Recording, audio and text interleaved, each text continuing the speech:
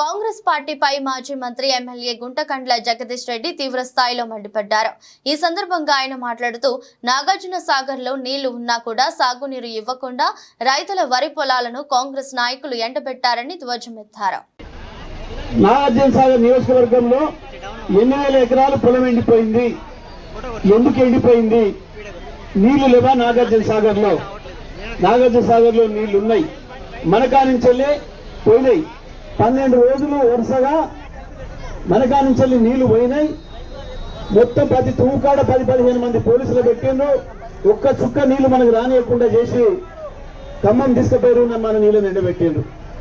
ఎవరు పట్టించుకోవాలి? దీన్ని ఎవరు చూడాలి? మన ఎమ్మెల్యేలు చూడాలి. మొదలు మన ఎమ్మెల్యే చూసి కొట్లాడాలి. నీళ్ళని తీసుకురావడానికి ముఖ్యమంత్రిని అడగాలి. ఏ పద్ధతిలో పనిచేయాలనో మాట్లాడాలి. కానీ మీరు ఒక ఎమ్మెల్యేని ఎన్నుకున్నారు. పాపం ఏం తెలిసి ఎన్నుకున్నారో తెలియక ఎన్నుకున్నారు. పాపం భగతను కాదని చెప్పు కానీ పెట్టుకున్నారు. ఆయన దగ్గరికి పోయినట మన వాళ్ళందరూ, రైతులందరూ జీపులు వేసుకొని పోయినట. సార్ మనకు నీళ్లు వస్తే, ఒక్క తడి నీళ్ళు ఇస్తే మన నియోజకవర్గంలో 20-30 ఎకరాలు బతికిపోతుంది.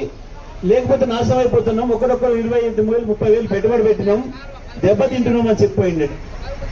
పోతే ఈయన ఫోన్ తీసుకొని నాయనో కిలో నీళ్ళు అడుగుతున్నారు ఏనట. ఈ నాయనో నీళ్ళు అడుగుతున్నాయంటే నీకు ఎందుకు ఎమ్మెల్యే చేసుకున్నారు? మీరు ఏం పని చేస్తానని చేసుకున్నారు? ఈ గిట్టోడు కావాలన్నా? మనకు ఎమ్మెల్యే అని కావాలన్నా? కొట్లాడి నీళ్ళు తెచ్చుకోడు కావాలన్నా? గతంలో కూడా ఇటువంటి పరిస్థితి వచ్చింది. నరసింహయ్య గారు ఉన్ననాడు వచ్చింది. నా దగ్గరికి వచ్చి చెప్పిండు, అన్నా ఇగో నీళ్ళకి ఇబ్బంది అవుతుంది, ఒక్క తడి నువ్వు తిప్పలవాడు ఏదైనా చేసి ఇస్తే మన రైతులు, వేలాది మంది రైతులు సాగర్లో బతికిపోతారు.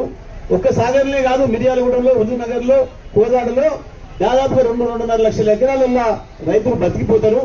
నువ్వు ఏమైనా ఉపాయం చేసి నీళ్లు ఇవ్వాలి అని చెప్పిండు. నేను కూడా పోయిన సార్ దగ్గరికి పోయిన అడిగిన, అన్న ఇట్లా నీళ్లు ఒక్క తడిస్తే 2.5 లక్షల ఎకరాలు రైతులు బతికిపోతారు.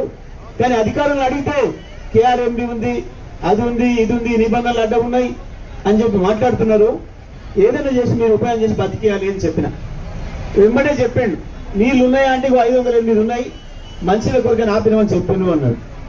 అడిగిండు అధికారులు, ఎన్ని మనుషులకు ఎన్ని ఎక్కడ పడతాయి, ఎన్ని తీసే అవకాశం ఉంది అడిగిండు.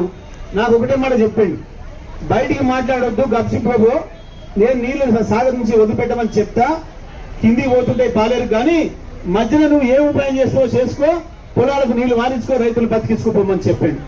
వచ్చినా పిలిచినా, రైతులందరినీ పిలిచినా బ్రహ్మాండంగా కోటిరెడ్డి గారు కూడా ఉండే ఆ రోజు, ఎమ్మెల్సీ గారు వారు కూడా వచ్చి ఈ పద్ధతులు అయితే బతుకుతాయి, నరసింహయ్య గారు ఏదైతే చెప్పిండో ఆ పద్ధతిలో మనం చేయాలి అని చెప్పిండు. బ్రహ్మాండంగా నీళ్ళు ఇచ్చినాం. ఏమైనా అయ్యేది తెలియకుండా 2.5 లక్షల ఎకరాలు పొలాలు బతికించుకున్నాము. కానీ ఇవాళ ఈ సన్నాసులు ఇంతవరకు సోయి లేదు. 515 ఫీట్లు ఉన్నా కూడా ఇవాళ 2.5 లక్షల ఎకరాలు నల్లగొండ జిల్లాలోనే ఎండబెట్టిండ్రు. రైతులను పట్టించుకోకుండా నాశనం చేసింది.